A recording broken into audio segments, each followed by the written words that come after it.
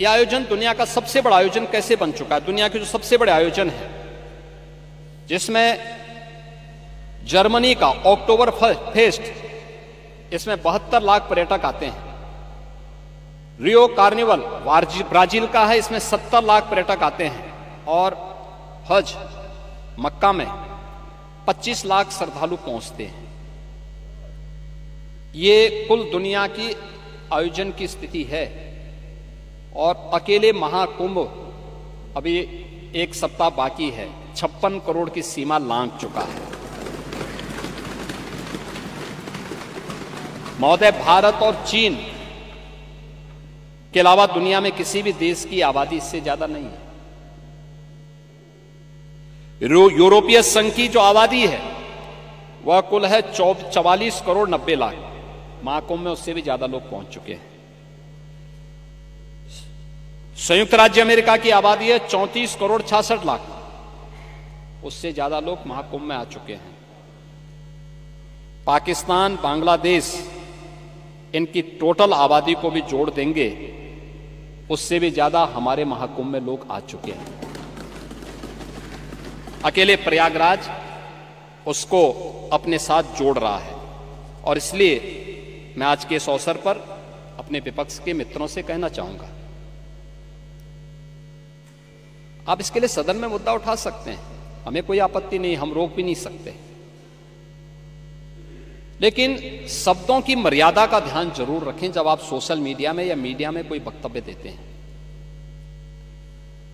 दूसरा, जब आप कोई टिप्पणी करते हैं कि हजारों की संख्या में मौत हो गई, अलग अलग लोगों ने, समाजवादी पार्टी के नेता भी थे, कांग्रेस के नेता भी थे, जिन्होंने इस प्रकार के गैर जिम्मेदाराना बयान दिए।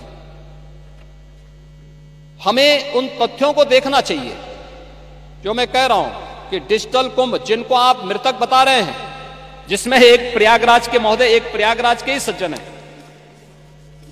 हम उनका भी दे रहा हूं, भगदड़ में जिसे मृत माना वो 13वें के दिन घर पहुंचा। ये प्रयागराज के हैं, है ना? अब उसके बाद भी आप, उसके बाद भी ये सज्जन आपके जीरो रोड के खूंटी गुरु के घर लौट आए। यानी ये मौनी अमावस्या के स्नान पर्व पर भगदड़ के बाद से लापता थे।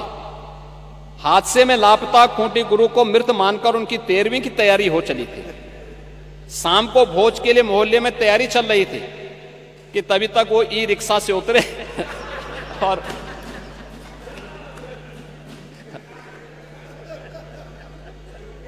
अब बताओ, ये दुष्प्रचार आप ही लोग कर रहे थे।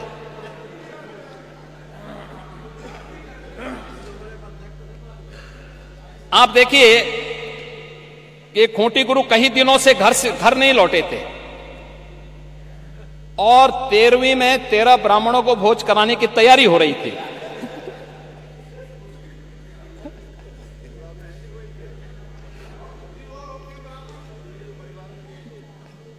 खूंटी गुरु ई रिक्शा से उतरे और उनको देखने के लिए पूरा आयोजन ही निरस्त करना पड़ा। फिर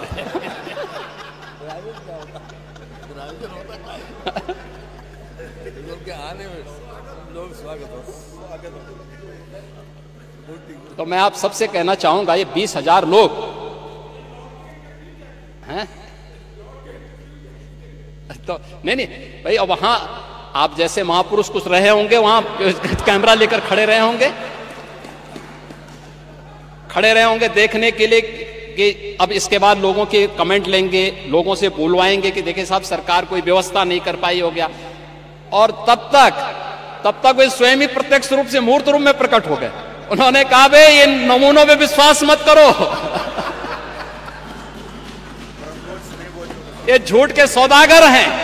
मैं तो अभी जीवित हूं, मैं तो ऐसे भंडारे का आनंद ले रहा था पूरे प्रयागराज। तो मैं इसीलिए कह रहा हूं पांडे जी,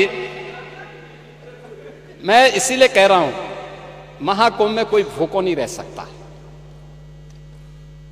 और हिंदुस्तान का पेट इतना बड़ा है, हमारी तो परंपरा है। अब गुरुद्वारा में जाइए, किसी मठ में मंदिर में जाइए, लंगर फ्री में चलते हैं। कोई भी आएगा उसकी जाति नहीं पूछी जाती, पंथ नहीं पूछा जाता, क्षेत्र नहीं पूछा जाता, भाषा नहीं पूछा जाता। वो केवल इशारों से कर देगा। लोग सम्मानजनक ढंग से अतिथि मानकर उसका सम्मान करते हैं। ये भारत है। मां अन्नपूर्णा की हम पूजा करते हैं। आप क्यों भारत को बदनाम कर रहे हैं? मुझे अफसोस होता है, आप भाजपा से लड़ते लड़ते भारत से लड़ने लगते हैं। माननीय मुख्यमंत्री। अध्यक्ष जी, उत्तर प्रदेश के विभिन्न बोलियों को, भोजपुरी, अवधी, ब्रज और बुंदेलखंडी को इस सदन में सम्मान मिल रहा है और हमारी सरकार तो इन सब के लिए एक एकेडमी का भी गठन, अलग अलग एकेडमी के गठन की कार्रवाई को भी आगे बढ़ा रही है। ये सभी हिंदी की उपभाषाएं हैं, यानी हिंदी की बेटियां हैं। भाषा की समृद्धि के आधार है और हमें इसका स्वागत करना चाहिए। ये सदन साहित्यिक, केवल विशुद्ध साहित्यिक और व्याकरण से के विद्वानों की नहीं है। आम जन का प्रतिनिधित्व करने वाले माननीय सदस्य समाज के विभिन्न तबके से आए हैं।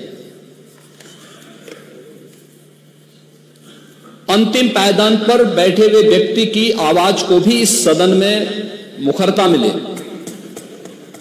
इसके लिए अगर किसी को हिंदी में वह धारा प्रवाह नहीं बोल सकता तो उसको भोजपुरी में भी अपनी बात को रखने का अधिकार मिलना चाहिए। अवधी में, ब्रज में या बुंदेलखंडी में उसको रखने का अधिकार मिलना चाहिए।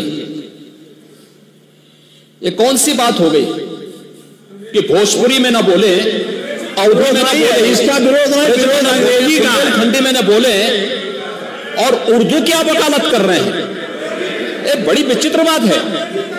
आप मुझे बताइए, मैं इसीलिए कहता हूं कि आप समाजवादियों का चरित्र ही इतना दोहरा हो चुका है, इतना दोहरा हो चुका है कि अपने बच्चों को भेजेंगे इंग्लिश पब्लिक स्कूल में और दूसरों के बच्चों को बोलेंगे कि एक गांव के उस विद्यालय में पढ़े जहां संसाधन भी नहीं है।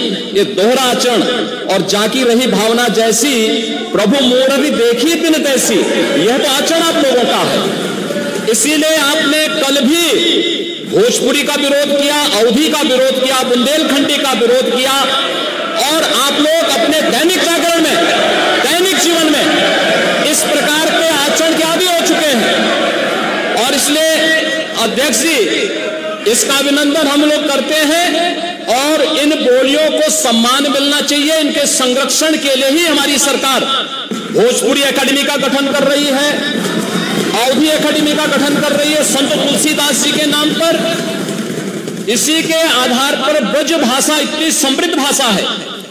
सूरदास जी ने अपनी सभी रचनाएं उसी भाषा में दी हैं। संत तुलसीदास जी ने अपनी कालजयी रचना रामचरितमानस, जो इस सदन में ही नहीं, उत्तर भारत के अंदर और भारत से प्रवासी हुए जितने भी ऐसे लोग हैं जो मॉरिशस में या दुनिया के फिजी में या दुनिया के किसी देश में गए, उनके संकट काल में रामचरितमानस ही तुलसीदास जी का अवधी भाषा में रचा गया रामचरितमानस ही उनका सहारा बना था।